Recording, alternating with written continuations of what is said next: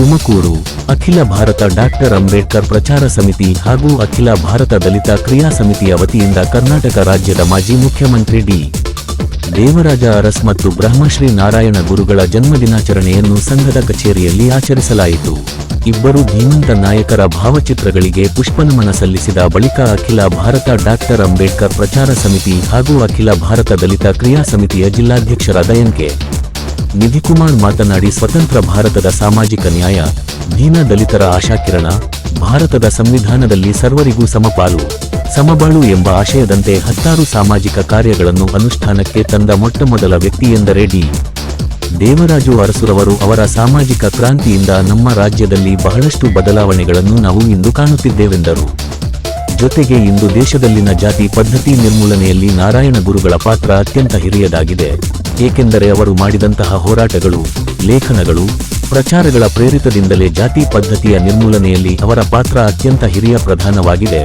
ಅವರು ಕೆಳವರ್ಗದಲ್ಲಿ ಹುಟ್ಟಿದ್ದರೂ ಸಹ ಅವರು ಮಾಡಿದಂತಹ ಕ್ರಾಂತಿ ಅತ್ಯಂತ ಕ್ರಾಂತಿಕಾರಿಯಾದಂತಹ ಬೆಳವಣಿಗೆ ಎಂದು ತಿಳಿಸಿದರು. ಈ ಸಂದರ್ಭದಲ್ಲಿ ಅಖಿಲ ಭಾರತ ಡಾಕ್ಟರ್ ಅಂಬೇಡ್ಕರ್ ಪ್ರಚಾರ ಸಮಿತಿ ಹಾಗೂ ಅಖಿಲ ಭಾರತ ದಲಿತ ಕ್ರಿಯಾ ಸಮಿತಿ ಜಿಲ್ಲಾಧ್ಯಕ್ಷರಾದ ಎನ್.ಕೆ.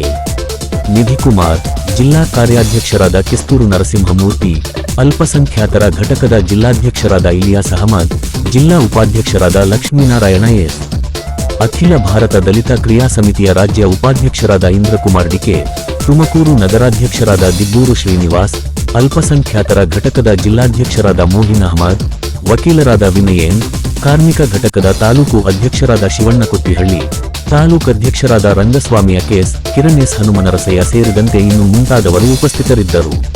ಜೈ ಭೀಮ್ ಬಂಧುಗಳೇ, ಏನಿವತ್ತು ಕರ್ನಾಟಕದ ಮಾಜಿ ಮುಖ್ಯಮಂತ್ರಿಗಳಾದಂಥ ಡಿ.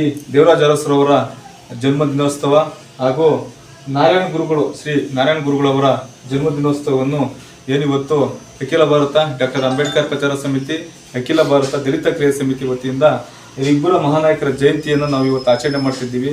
ಏನಿವತ್ತು ದೇವರಾಜ ಅರಸುರವರು ಅವರು ಹಿಂದುಳಿದ ವರ್ಗದವರು, ಅಲ್ಪಸಂಖ್ಯಾತರಿಗೆ, ದೀನ ದಲಿತರಿಗೆ ಏನಿವತ್ತು ಅವರು ರಾಜಕೀಯವಾಗಿ ಮೇಲೆತ್ತಂತ ಒಬ್ಬ ಹಿಂದುಳಿದ ನಾಯಕ ಅಂದರೆ ದೇವರಾಜ ಅರಸುರವರು. ಏನು ಅವರ ಕಾಲಘಟ್ಟದಲ್ಲಿ, ಅವರ ಅಧಿಕಾರ ಇದ್ದಂಥ ಕಾಲಘಟ್ಟದಲ್ಲಿ ಅನೇಕ ಯೋಜನೆಗಳನ್ನು ಜಾರಿಗೆ ತಂದರು. ಉಳುವನೆ ಭೂಮಿ ಒಡೆಯ ಅಂತ ಅಂದ್ಬಿಟ್ಟು ಅದನ್ನು ಕಾನೂನು ತಂದರು. ಆಮೇಲೆ ಅರಣ್ಯ ಇಲಾಖೆ ಕಾಯ್ದೆಯನ್ನು ಕಾನೂನು ತಂದರು. ಹಾಗಾಗಿ ಏನು ಹಿಂದುಳಿದವರಿಗೆ, ನಮ್ಮ ಬಡವರ ಪಾಲಿಗೆ ಒಬ್ಬ ಆಶಾಕಿರಣ ಅಂದ್ರೆ ತಪ್ಪಾಗಲಾರ್ದು. ಏನು ನಮ್ಮ ದೇವರಾಜ ಅರಸುರವರು ಅನೇಕ ಅವರ ಅವಧಿಯಲ್ಲಿ ಅನೇಕ ಕಾನೂನುಗಳು ತಂದು ಬಡವರಿಗೆ ಕೂಲಿ ವೇತನವನ್ನು ಹೆಚ್ಚಿಗೆ ಮಾಡಿದಂಥ ನಾಯಕರು. ಅಂಥ ನಾಯಕರು ಇವತ್ತು ನಮ್ಮ ದೇಶದಲ್ಲಿ ಹುಟ್ಟಿರದೆ ನಮ್ಮ ಮಹಾಪುಣ್ಯ. ಇಂಥ ನಾಯಕರು ಜನ್ಮದಿನೋತ್ಸವ ನಾವು ಆಚರಣೆ ಮಾಡಬೇಕಾಗುತ್ತೆ. ಆಚರಣೆ ಮಾಡಿ ಇಡೀ ಏನು ನಮ್ಮ ಹಿಂದುಳಿದವರು, ಅಲ್ಪಸಂಖ್ಯಾತರು, ದೀನ ದಲಿತರು ಎಲ್ಲ ಸೇರಿ ಇಂಥ ಮಹಾಪುರುಷನ, ಇಂಥ ದಿನಗಳನ್ನ ನಾವೆಲ್ಲ ನೆನೆಸ್ಕೊಳ್ಬೇಕಾಗುತ್ತೆ. ನೆನೆಸ್ಕೊಳ್ಳೋದ್ರ ಜೊತೆಗೆ ಏನಿವತ್ತು ದೇವರಾಜ ಅರಸುರವರ ಹುಟ್ಟು ಹಬ್ಬ ಇವತ್ತು ಆಚರಣೆ ಮಾಡಿ ಇಡೀ ನಾಡಿನ ಜನತೆಗೆ ಶುಭಾಶಯ ಕೋರೋ ಜೊತೆಗೆ ಏನು ಗುರುನಾರಾಯಣ ಅವರವರು ಇವರು ಅಷ್ಟೇ ಅನಿಷ್ಟ ಪದ್ಧತಿಗಳ ವಿರುದ್ಧ ಧ್ವನಿ ಎತ್ತಿದ, ಆ ಕಾಲಘಟ್ಟದಲ್ಲಿ ಧ್ವನಿ ಎತ್ತಿದ ಮಹಾನಾಯಕ ಅಂದ್ರೆ ತಪ್ಪಾಗಲಾರ್ದು. ಏನು ಅನಿಷ್ಟ ಜಾತಿಯ ವಿರುದ್ಧ ಧ್ವನಿ ಎತ್ತಿ ಏನಿವತ್ತು ನಮ್ಮ ನಾರಾಯಣ ಗುರುಗಳು ಇವತ್ತು ನಮ್ಮ ದೇಶದಲ್ಲಿ ಹುಟ್ಟಿರೋದು ನಮಗೆ ಮಹಾಪುಣ್ಯ.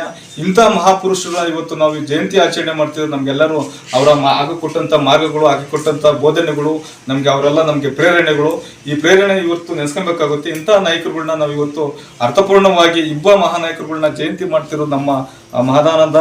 ಈ ಜಯಂತಿ ದಿನ ಅವರ ತತ್ವ ಆದರ್ಶಗಳನ್ನು ಪ್ರತಿಯೊಬ್ಬರು ಅಳವಡಿಸಿಕೊಳ್ಳೋದ್ರ ಮೂಲಕ ಅವರ ಹಾಕಿಕೊಟ್ಟಂತ ಹಾದಿಯಲ್ಲಿ ನಾವು ನಡಿಬೇಕಾಗುತ್ತೆ. ಈ ಮೂಲಕ ನಾನು ಒತ್ತಾಯಿಸುತ್ತಾ ಏನು ದೇವರಾಜ ಅರಸುರವರ ಜನ್ಮದಿನೋತ್ಸವ, ಗುರುನಾರಾಯಣ ಜನ್ಮದಿನೋತ್ಸವ ಶುಭಾಶಯಗಳನ್ನು ಕೋರೋದ್ರ ಜೊತೆಗೆ ಜೈ ಭೀಮ್.